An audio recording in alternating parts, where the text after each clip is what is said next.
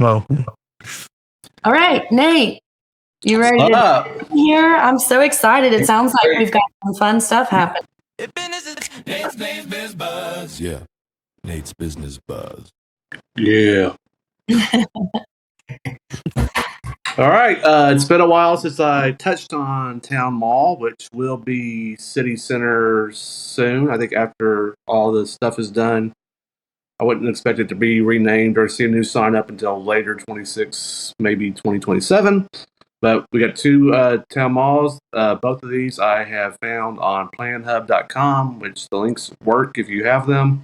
It does show it, so I'm not sharing anything that you can't get off a link. I've shared it with Phil too. He has seen them, so this is legit. Number one, JD Sports is coming to the mall. I'm guessing it's going to be a Finish Line rebrand. The reason I say that is that JD Sports now owns Finish Line. I believe I haven't been to the Louisville malls recently. I don't know if any of you all have, but I believe one of the Finish Lines up there was rebranded JD Sports. They own them both, and the plans show JD Sports. They do not mention Finish Line, but they sell similar stuff, and I can't see us having two. So I'm going to assume it's a rebranded Finish Line. Obviously, with the remodel, Finish Line's not going to stay where it's at. And then once after the remodel happens, they will move into a bigger store. So Visionworks, which I had heard of this one for a while. If you know where Visionworks is, it's where I get my glasses every year for very cheap, thanks to insurance. Yep. It's next to Namaste over there. It will be moving into the mall and in a bigger store too. It's going to be in the front diagonal location according to the plans. Like 7,000 square feet, I think. So that should be plenty of space. Obviously, they need a lot of back-end space for making glasses and storage. So a lot of that space you're not going to see. And when I put the post up, a lot of people were saying parking. Like it dominated the comments. Is that this should definitely help the parking for Visionworks, but also for Namaste, which I've never been to. But I'm sure that if it's busy during the day when Visionworks is open, that probably helps them, helps some other businesses over there. So I think this is a good move for both. And it wouldn't shock me. Now, this is just Nate guessing, nothing official, but would not shock me if Namaste ends up at the Visionworks property and expands. I think that would make sense. I've heard of Indian Hot Pot, so that's just Nate projecting, not official. Do not put it out there. It's not going with that, but would not shock me for that Visionworks building to stay long. Or Visionworks, once they move to the mall, for that spot to stay open very long. Anybody want to add anything to that before we move on?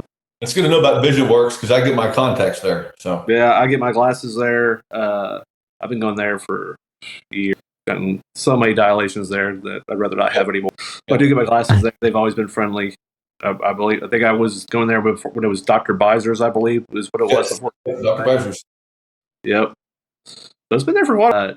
By the end of May, we should have 2 more restaurants in Hardin County. And speaking of, Brenton has a huge small business and restaurant knowledge. Scott being small businesses. These are both small businesses. The first one is 109 North Mulberry. So if you can't guess where it's going to be, I have no respect for you. It's 109 North Mulberry. It's the name. Whenever she told me the name, I was like, well, that makes sense. It's 109 North Mulberry, German-American Cafe, downtown. Basically, it's around the corner from the new prom store. And it's also across from the Hardin County History Museum. It's known as the brick building, the block building where, John, I'm sure you saw a show there, but what it used to be the Backstage Cafe, I think is what it was called.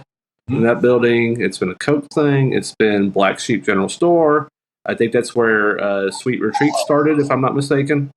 So it's been several things. That's where they're going. Janine Wassel, who follows me, she says they've picked the menu. They will finalize it soon. And they do hope to be open in the next 2 weeks downtown. There will be a soft opening and then a grand opening. If they have the grand opening on May 15th to 18th, I will not be happy because I will be in Florida. So, Sabor Cubano in Radcliffe, up in Scott's neighborhood. They are remodeling. I believe it was the Fed Up Barbecue is where they're going. I'm sure you and Scott and Brent know a little bit more about that location. I haven't been up there in a while. They do hope to be open in the next few weeks as well. They have a very popular food truck. I believe they were at the food truck festival, weren't they? Brent's thinking this said, so you must have tried something. People talk about, hey, we don't have any different types of restaurants. We have too many chains. Well, this is a German place and a Cuban, Puerto Rican place. So that's great for the market to have more options, more opportunities, more jobs. So those two will be opening pretty soon. I'm going to briefly touch on pizza before Brenton touches on more pizza. But I did go out to Donato's this past weekend for the grand opening. Philip Justice wasn't there, but we went out there. I took some pictures. And then sticking with pizza, Papa John's, if you've been on 62 out near Central Hardin, the Litchfield Road sign is now up too in the front. So it's definitely coming along. I would expect them to be open late May, June. I can't see it taking until July, especially with all the signage now up. But obviously that gives that part of downtown, Central Hardin, the factories, White Mill, Stevensburg, more of an option for food delivery out there. Or if you want to pick it up, just go pick it up. I grew up doing that in Glendale. And a double Wawa update. 2 Wawa for the price of 1. People have been concerned about Wawa at Radcliffe. You drive by there all the time. It's at the corner of Dixie and Vine Street, across from that 5-Star and Walgreens over there. People say, hey, I see nothing moving. Well, it's in the planning stages now. Again, PlanHub it's showing it, so they will be moving soon. If you've driven by the E-Town one, the signage is now up. I haven't taken a picture of it. Somebody else posted it. I got beat. That's okay. I'll take the loss. I'm fine with that. But the Wawa signs are now up on the E-Town location, which is at Cool Springs, across from Produce, across from Needs. They will be opening this summer too. I'd heard June, July, August for them, but with the signage up, that means that it should be coming soon. So I had heard that usually the way that the Wawa people have been doing in Kentucky is they focus on one location, kind of get it going, and then move on to another one. Instead, try to do 2, 3, 4 at one time. So that's why Radcliffe just kind of sat there for a little while. But once that Wawa and E-Town started going up, it went up quick. So I think I can see the Radcliffe Wawa being open this year as well. And that's all I got. Well, thank you. Oh, you're good. All of these different, the 2 businesses relocating to the mall. What do you feel that tells us about the mall's traction right now? I mean, the 2 big name brand tenants are relocating there. Oh, I think it's huge. Plus, you've got Malibu Jacks isn't even 2 years old yet. I think it's barely 1. I don't think they would have come if they didn't know what was happening with the mall. We've got Home Goods coming. That's going to be on the right side. You've got Sierra coming in. And I think a lot of outdoors people will be excited about Sierra. So the fact that it's okay, no, we've got nothing new. Well, that's 5 new names in less than 2 years. And we know the 2 restaurants are going to be new too. So like Sam's Driver is not going back in there. It's going to be 2 new ones. I'm pretty sure they're going to be national known chains. So we have our guesses because obviously Chicken Child has to go somewhere. We know they're coming. We don't know where they're going, but they've got to go somewhere. And I think that would be a great spot for them. I've heard Mission Barbecue. I've heard a couple other places. Bubba's 33. I mean, they've got all sorts of options, but I'm sure Tim Aulbach has done such a great job turning that mall in. I don't think any of us can argue, even though we've all went there in the past, that it doesn't look better now. I'm in agreement. And from a small business standpoint, I think Scott and Brenton would agree. It's so much easier when you have your own entrance. It's so much easier when you can control your own hours. Mm-hmm. When you have your own signage. That some of the places in the mall, we didn't have that. And now that they've used all that square footage to give that more space, we're getting a bigger Victoria's Secret, which I'm sure Rachel's going to be thrilled with. We're getting a bigger Bath and Body Works, which again, Rachel's going to be thrilled with. Yeah. We're getting bigger stores from there. We're getting a bigger American Eagle with Aerie. For the people that say, oh, okay, I can't walk in the rain anymore, it just irks me because you have a local person, and we know Tim Aulbach has done a lot for this community, who has spent this much money, but he has spent 8 figures. Yep. We would all love to have 8 figures. I mean, you can combine all of us. I don't think we're touching that. To turn this thing around when a lot of other companies just left us to die, basically. Yep. So I am happy. I'm excited. I'm thrilled for what the mall does. And the fact that you're able to get more, I think, like people said, if you read the comments, Visionworks needed better parking. And the way it was, you couldn't fix that. There's nothing you can do to fix that, short of Namaste or somebody else leaving. But still, it's the same amount of parking spots. You're just taking them. You're not creating more. The mall gives you so much more opportunity that way. Well, and it was always packed when I'd take my boys there for their, so it was always busy. Bill, you got Sorry, Rachel, go ahead. You're good. I keep talking over you, Scott. What'd you say? See, we're live. That's what happens. No, what I was curious. Let me grab mine first. So it's been Small Business Week. It's pretty cool. Another 2 restaurants are opening. But candidly, what's your read on whether downtown E-Town can support a German American spot and Radcliffe a Cuban spot? I love both those genres. Is the appetite there, do you think? Oh, I think so. Just because we really don't have that. Like, they're not entering. It's not like and I know people have their favorite Mexican restaurants, but they're not entering a very crowded market. It's not like there's 10 other Mexican restaurants here or trying to make it as a pizza place. The one out by Central Hardin didn't work out very well. It's a different market. It's a different niche. People have complained for years, hey, we don't have anything German. We don't have anything. It's always American chain, American burgers, chicken, fish. Is it my wheelhouse for food? No, but I'm not a foodie either. Like, I couldn't be like Brett and Rachel and judge 30 food trucks in one day. Because if it's not burger or chicken, I'm probably not going to eat it. So, unless it's a dessert, then I'll change my mind. But for a lot of people, you don't have this. And we have a very, especially like Scott and Brett know, the Radcliffe market especially is a little bit more diverse than the E-Town market is. Like, you have all sorts of, I don't think I'm jumping the gun when I say that. No. So I think it's going to do well. They're very well respected. Is a respected cook and baker. She's been on the Louisville TV station. She's written a book. She's done a podcast. I mean, she's very. And she's put the time into this. Like, this wasn't her rushing it. They put time and effort. Is this going to work? Is this going to work? Can these people make this? Because if not, I'm not going to do it. Like, if she doesn't trust her team to be able to make everything that she wants, it's not going to happen. And I think it's not, and they're not trying to fill neither one's a huge spot. Like, they're not trying to seat 200 people at a time with 10 waitresses or whatever. That's not what these are. So I think, I see them being successful. I drive all the way to Louisville for Cuban food quite frequently. So I'm super excited about a Cuban spot. I love Cuban food. So I hope that they both are successful and make it. Scott, did you have a question for Nate? My only question is, when we're talking about pizza, because I like pizza. I don't like pineapple on pizza, but it's okay. We're the same.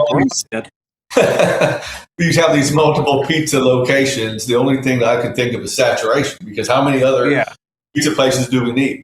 But that's not knocking anybody. It's just part of a small business. You want to enter a market where it's not saturated. So it's always just something to keep in the back of your mind sometimes. The saturation with Papa John's, I know I'm dating myself with gray hair here, but back in the 2000s, I worked at Blimpies when we used to have one next to Papa John's, and I was told it was one of the busiest Papa John's in the country. Like, they stay busy. And then I think once we got the second one, it helped out with the Radcliffe, because the other one at Radcliffe, that's a little bit up Dixie. I mean, Brett, how far do you think the Papa John's and Radcliffe are apart from the one from John Hardin to the one you get to Dixie? Probably 8 miles. Yeah, but that traffic-wise, that could be a bit of a time. Well, but the thing with the Papa John's is that the determinant on the distance for Papa John's is strictly where it's their delivery radius. Right. So that Papa John's will actually service parts of Vine Grove, whereas the one in Radcliffe only takes care of Radcliffe. But when it comes to saturation, I've kind of got an old school thought about this is that if I'm going to a town and I see 10, I'm going to open a restaurant and I see 10 Mexican restaurants, you know what I'm probably going to open? Mexican restaurant, because I've only got to be better. I've only got to be better than 5 to make it. That's fair. Because that's obviously what the demand is.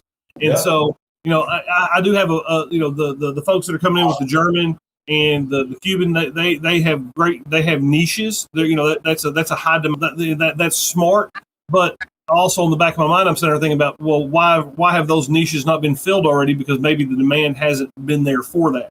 But at least the folks with the Cuban trade, they've got some market. They've got some market analysis. They know what they have that's popular. They know how much they've made. They know how many sandwiches. They know a lot of data, and we're able to go to a place to do that. In downtown E-Town has seen a lot of restaurants kind of come and go.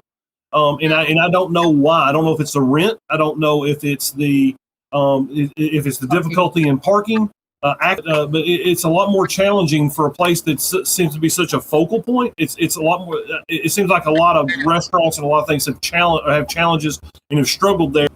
And I'm going to guess rent's probably number 1, and then parking and access is number 2. And I think number 3 is, if you're going to do it, you better do it right. Because we have lots of coffee shops, but Vibe thrives. We have lots of pizza places, and Pelizari's does great. We have people that serve burgers. John and I love our street kitchen. And then JR Neighbors has been there for several years now. So I think if you do it and do it right, people will go to you. But they think, okay, I just have food. I'm a small business. You have to support me. We have options. Like we have tons of options. So if you're going to do it, and Deucers is another one. You could go get ice cream. You go get something at McDonald's. You can get a Frosty at Wendy's. You can go get a shake somewhere else. But Deucers is Deucers. And I think that when they come to Southside, it's going to be the same thing. The Dreamery's the Dreamery. I mean, they've built up that respect. The Chocolate Lab in Radcliffe does incredibly well, and I like them. There's another small business. So I think if you're going to do it right, and you have good signage and good workers and friendly and good prices, and Brett being a restaurant guy, there's a lot of combinations that go into that. If you do it right, you can succeed. But some of the places, like I remember the bagel place that was in downtown E-Town, like they changed their menu so often, I didn't even know what they were. I was like, oh, they're doing this now. Okay. It's like, it's not like they gave them any consistency or continuity. Well, awesome. Well, lots of growth here, guys, and good. Yeah. Business. Although I'm excited, I do gotta go, but Brett, I'm excited you got to go out to Donato, so I'll have to watch that one later. Same. Heading out, guys and lady. Peace out. See y'all later.